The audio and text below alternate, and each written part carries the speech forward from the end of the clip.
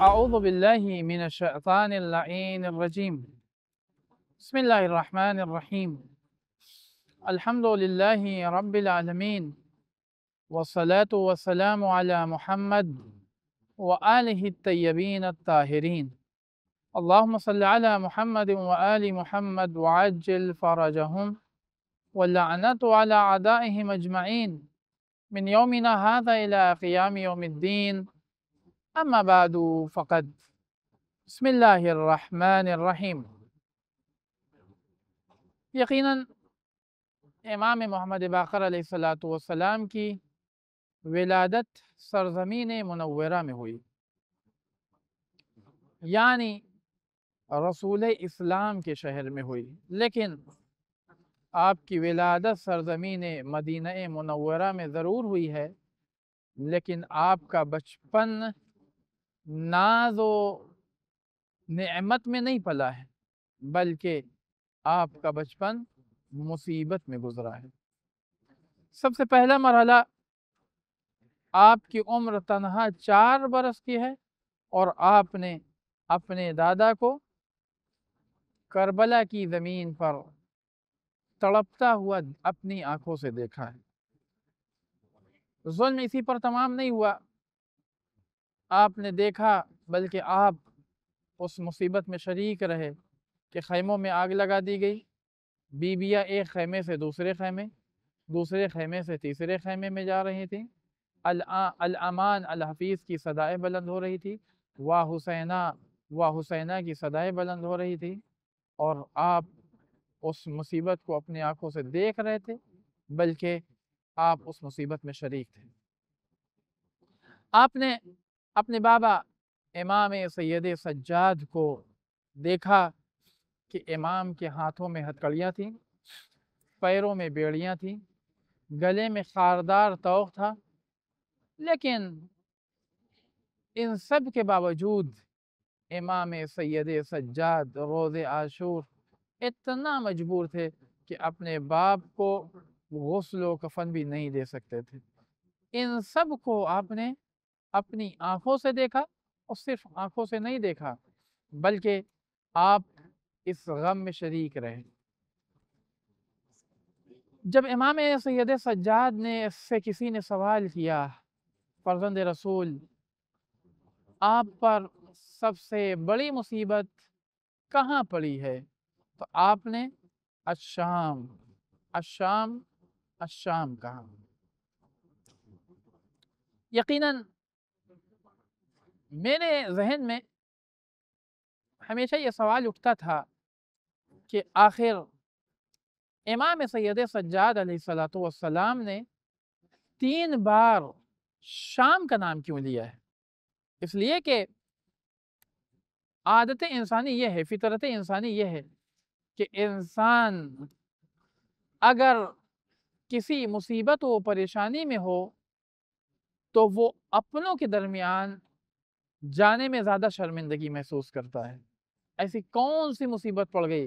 کیا صرف اور صرف بیویوں کا بے پردہ شام میں جانا یہ وہ مصیبت تھی کہ جسے یاد کر کے امام سید سجاد گریہ کر رہے تھے؟ ہرگز نہیں۔ وَإِلَّا بے پردہ تو کوفے میں بھی یہ سب بیویاں داخل ہوئی ہیں، پھر امام نے شام کا نام کیوں لیا؟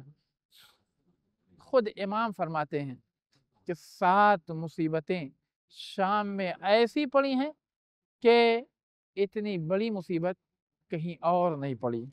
وہ کیا مصیبت؟ سب سے پہلی مصیبت، ظالمین شہداء کے سروں کو لا کر बीवियों के दरमियान रख देते हैं। इमाम हुसैन अलैहिस्सलातु वस्सलाम और अबुल फज़ल अब्बास का सर जनाब ज़ैनब के सामने, जनाब अली अकबर का सर जनाब उम्मे लैला के सामने, जनाब कासिम का सर जनाब उम्मे फरवा के सामने, और तनहा सर ला के रखते नहीं हैं बल्कि सरों से खेलना शुरू करते, और हम उस मंजर को देख रहे होते हैं।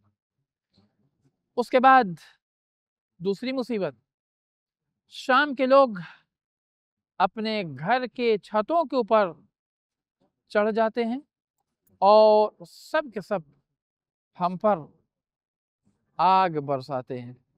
एक आग मेरे अमामे में आकर फंस जाता है कि जो तन्हा मेरा अमामा नहीं जलाता बल्कि मेरे सर को भी जला देता है।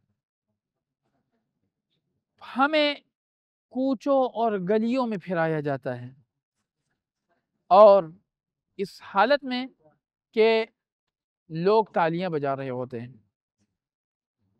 हमें उस रास्ते से गुजारा जाता है कि जिस रास्ते पर यहूद व नसारा के घर होते हैं, और हमें वहाँ रोक कर यहूद व नसारा को मुखातब करके ये कहा जाता है कि तुम अपना बदला ले लो इनसे, यही वो हैं कि जिनके आबा व अजदाद ने तुम्हारे आबा व अजदाद को कत्ल किया था। और जैसे ही ये जुमला कहना था कि यहूद व नसारा सब ने मिलकर जिसके पास जो कुछ भी था उसने हमारी तरफ फेंकना शुरू किया।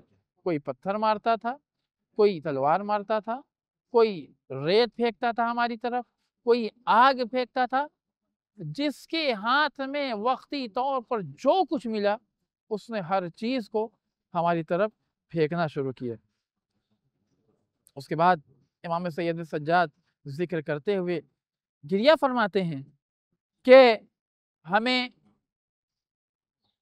गुलामों के बाजारों में ले जाया गया और निदा दी गई कि कौन है इनका खरीदार, लेकिन चूंकि मर्ज़ी परवरदिगार ये थी कि इस तरीके की हरकत हमारे लिए काबिल कबूल न किया जाए, लिहाजा वो इस मंसूबे में कामयाब नहीं हुआ। उसके बाद हमें एक ऐसे खराबे में रखा गया कि जिस खराबे में न छत थी न कोई दीवार थी, यानी रात में हम शबनम को बर्दाश्त करते थे और दिन में सूरज की गर्मी और तपिश को बर्दाश्त करते थे। लिहाजा शाम की जब वो मुसीबत, शाम की जब वो कैफियत याद करता हूँ तो मेरा दिल छलनी हो जाता है। अजीज़ों, ये बयान ज़रूर इमाम सैयद सज्जाद कर रहे हैं, लेकिन इस पूरी मुसीबत में शरीक हैं इमाम मोहम्मद बाक़र अलैहिस्सलातु वस्सलाम। किस उम्र में? जबकि आपकी कुल उम्र 5 या 6 बरस है, यानी इन सारे मसाइब को आपने 5 या 6 साल की उम्र में देखा है। लेकिन उसके बाद इन सब पर आपने सब्र से काम लिया और इल्म को वो वुसअत दी, वो वुसअत इनायत की कि अहले ज़माना ने आपको बाक़िरुल उलूम के नाम से याद किया। यानी लोगों ने ये कहा कि यकीनन यही वो है कि जो इल्म को बांटने वाला है, उसके ख़ानदान से इसका ताल्लुक़ है कि जिसने हमेशा इल्म की तरवीज की है। वल्हम्दुलिल्लाहि रब्बिल आलमीन।